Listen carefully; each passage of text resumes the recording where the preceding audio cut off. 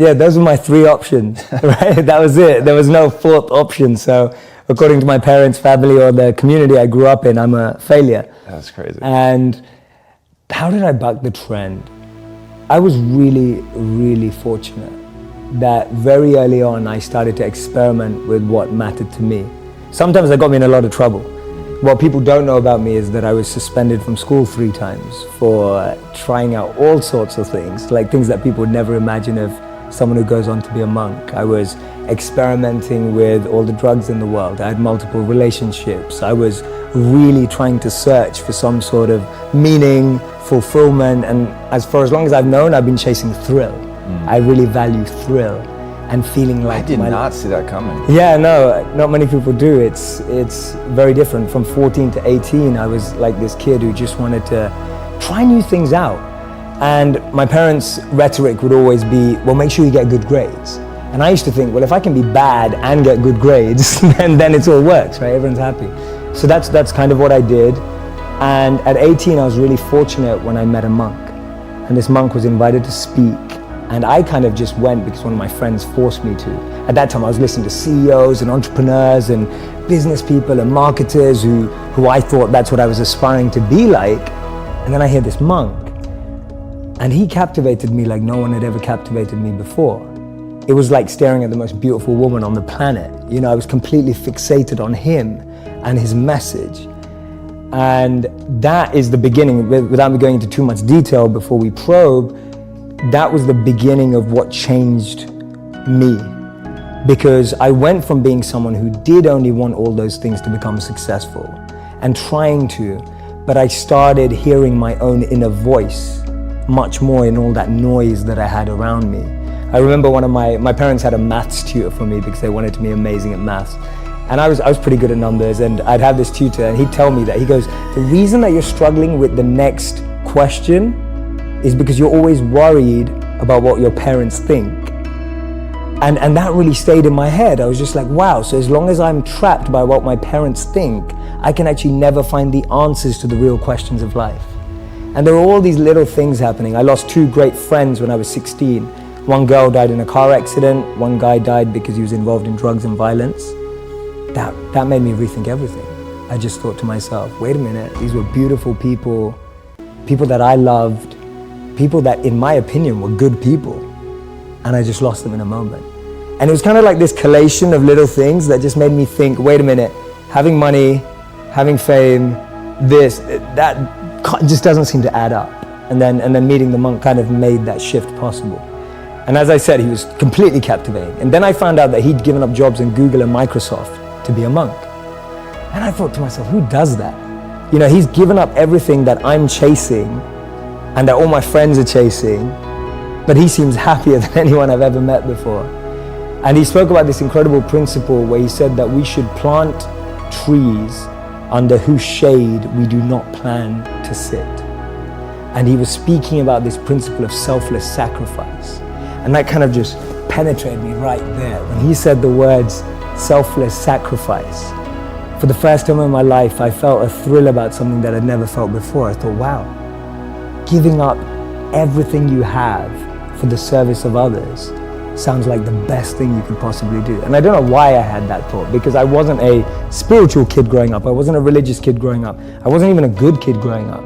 I was just a rebel, a misfit, trying things out, an experimenter, which I still consider myself. And so what I started to do is I was interning at companies and firms and corporates, thinking I was getting a grad job afterwards. And then I'd spend the rest of my summer holidays interning in India, living with him as a monk. So I'd use all my summer and Christmas holidays to just be out there with the monks.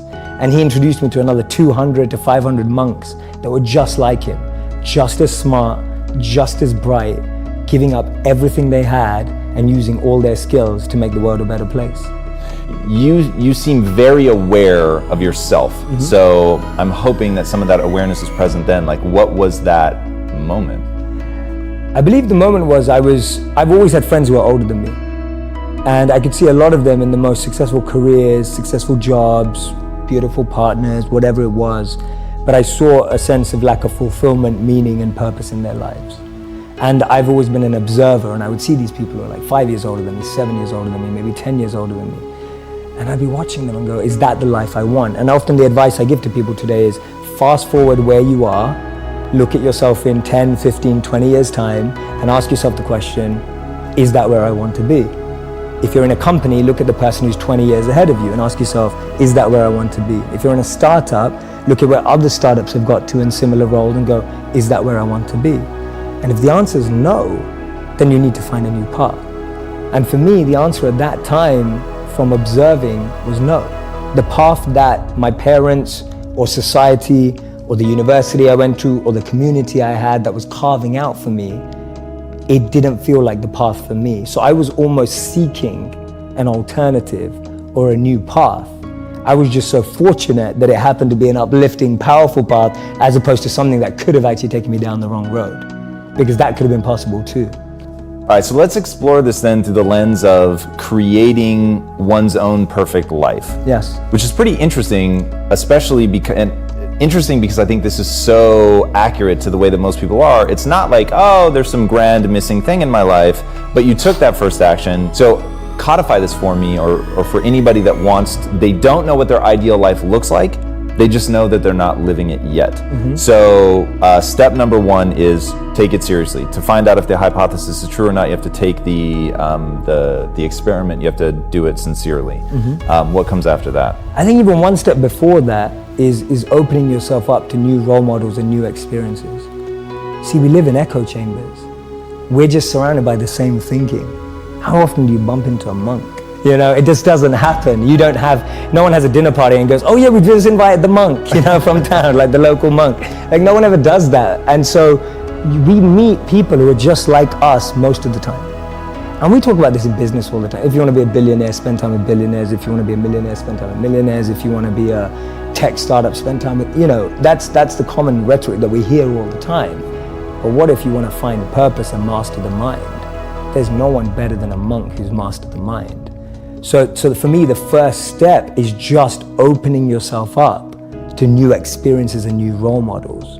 Because most of us can't see ourselves in people, so then we try and fit ourselves into the boxes that we do see. And I mean, there's this beautiful quote that I've been saying it everywhere, and I wish I wrote it, but I didn't. So it's by a philosopher and writer named Cooley. And he said that today, I'm not what I think I am. I'm not what you think I am. I am what I think you think I am. Right? And just let that blow your mind for a moment. It's so powerful. I'm not what I think I am. I'm not what you think I am. I am what I think you think I am. So we live in this perception of a perception of ourselves. Hence, my identity is made by what my parents think I should be. My identity is made up by what my college or university thinks I should achieve. While you're living in that bubble and that echo chamber, getting to what you really want to do is impossible, because maybe that just doesn't fit. And I think so many people feel that way today, that they don't fit into the current education system. They don't fit with the 3 or 4 or 5 careers that you're taught exist. So that process of self-excavation and actualization first requires being exposed. You can't be what you can't see. If I never saw a monk, I would never have wanted to be a monk. If I never meet a billionaire, I wouldn't want to be one, because I wouldn't know what that feels like. I don't know what it looks like. I don't know what it takes. And I think that's the biggest challenge of our society, that we're not exposed. So that's the first step, being exposed to unique experiences and role models. Second step is finding that experience or role model that you're passionate about, and exactly like you said, taking it seriously. Shadow them, network with them, spend time with them, observe them, even from afar. It takes that observation, being addicted to observing that person's lifestyle. And then the third step is going yes or no. Does that work for me? Not everyone who's going to go off and become a monk is going to feel like the way I did, and that's cool. But not everyone is going to go and follow and shadow a billionaire and go, that's exactly the lifestyle I want. They may want the result, but do they want the hard work that goes with it? And so for me, that's the third step. It's observing, focusing, shadowing, getting as close to the process of that individual, and then going yes or no. Do I want that process? Not do I want the result? Everyone wants to be that monk who's fully enlightened, can walk through, has an incredible aura that people just gravitate towards. But when you realize he has to wake up at 2 a.m. every day and sleeps about 4 to 6 hours, you're like, I don't want to do that. that doesn't sound like me. Yeah. All right, so define an ideal life for me. So an ideal life for me is a life, and this applies to a company, an organization, an institution for me, is an ideal life is when we all have a head, a heart, and a hand, all three elements together, working in alignment. Without one or the other, we start to lose something. If you only have a head and a heart, you'll find that life is stable. And define each of those. Yeah, sure. So a head is the clarity of vision. What you want. What you want. Knowing what you want, the way you picture life, and being able to navigate and make the decisions to get there. That's a good head. A good heart is being able to understand what your intuition and heart wants, being able to connect and tap into that understanding deeper and beyond the vision you may have painted for yourself. So I often say to people that you'll get to where you want in life, just not in the way you imagined.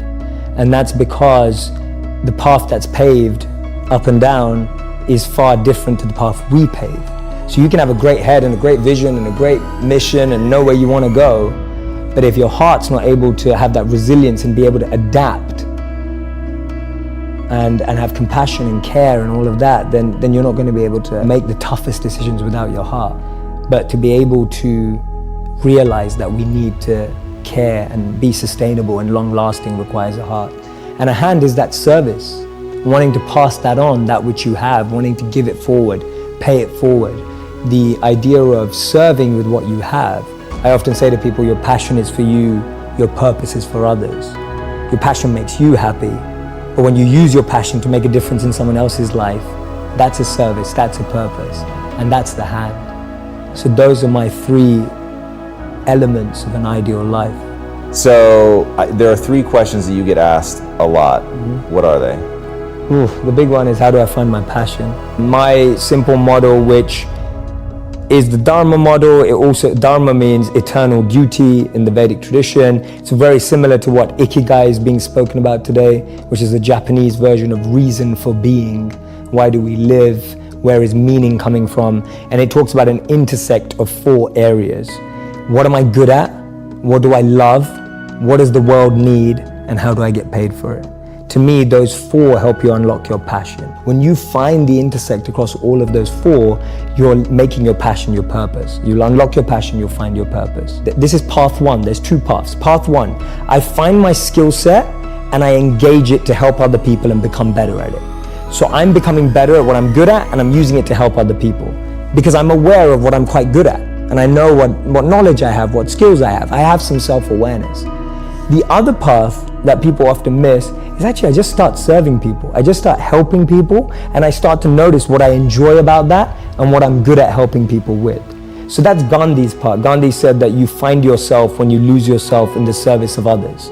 So for me, those are the 2 paths of how do I find my passion and finding the intersect between those 4 areas. And the second one is, Jay, my relationship's falling apart. I get asked that all the time. So the answer to that is much harder.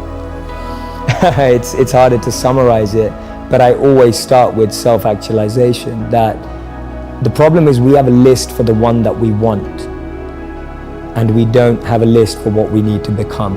And I don't mean become to attract, I mean become to just be, to just get to understand yourself. You don't know what you need in your life until you figure out who you are. And so I find too many people rush into relationships without really recognizing and being fully aware of what they need from a relationship. So it all comes back to how aware are you? How much understanding do you have of yourself and what you need and what you want? So for me, my 3 E's are element, environment, and energy.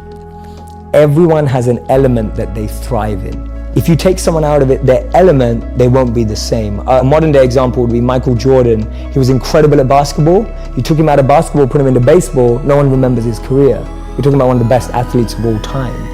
Your environment is the environment around you. You can take a fish out of water and give it a beautiful mansion and a Bentley and all the money in the world, but it will die. And that's what we are, like our environment. Everyone needs an environment which they thrive, which we have to craft. Your boss, if you're at work, is never going to ask you, hey, what environment do you succeed in, right? Like, that never happens. So we have to create an environment where we thrive. And then finally, it's energy. Some of us love high energy environments, high pressure. Some of us succeed in low energy environments and low pressure. Figuring out your energy and the frequency on which you operate best will help you thrive as well. So for me, those are the 3 E's to really create a thriving environment. Know your element, know your environment, and know your energy. And so at all times, if I see anything going wrong, I'm going, is my element out of alignment? Is my environment out of alignment? Or is my energy out of alignment? And that's a great 3-question test you can do to yourself when you don't think things are going right. And all you have to do is bring that back into alignment.